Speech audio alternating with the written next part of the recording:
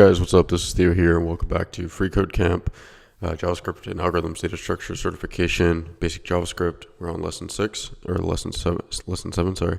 Basic JavaScript, Understanding String Immutability. So in JavaScript, string values are immutable, which means they cannot be altered once created. For example, the following code, var my string equals Bob, and then we're assigning the character at index 0 to j. Cannot change the value of my string because the contents of my string cannot be altered.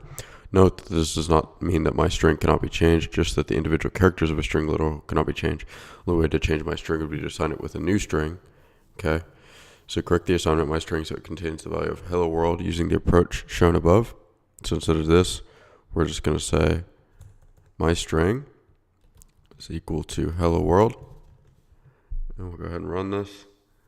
Good to go. Okay, number 2, use bracket notation to find the nth character in a string. So what we want to do is let's try to set third letter of last name to equal the third letter of the last name variable. Okay, so what we're going to do is grab 2, because again, that'll actually be 3. Okay, use bracket notation to find the last character in a string. So in order to get the last, you can subtract 1 from the string's length because of how indexing works. And here we go.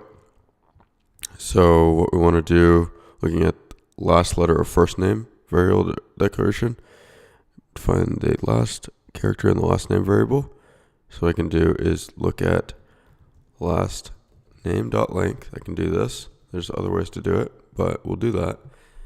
And good to go. Number 4, find the nth-to-last. Find the second to last character. So in this case, I'm just going to store the length right here. Last name length, so we don't have to keep referencing it. And I will say last name of last name length minus 2. And we'll go ahead and run these tests. Good to go.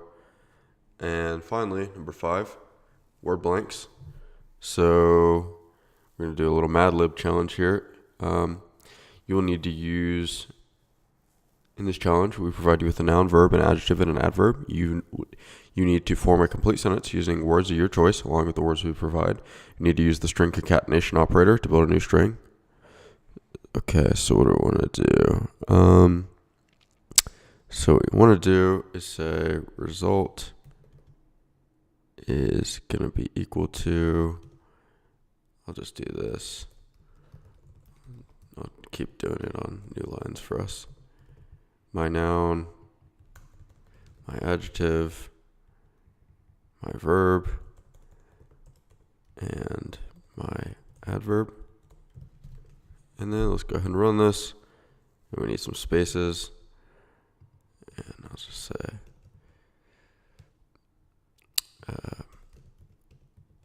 and let me see if that's good. All right, good to go.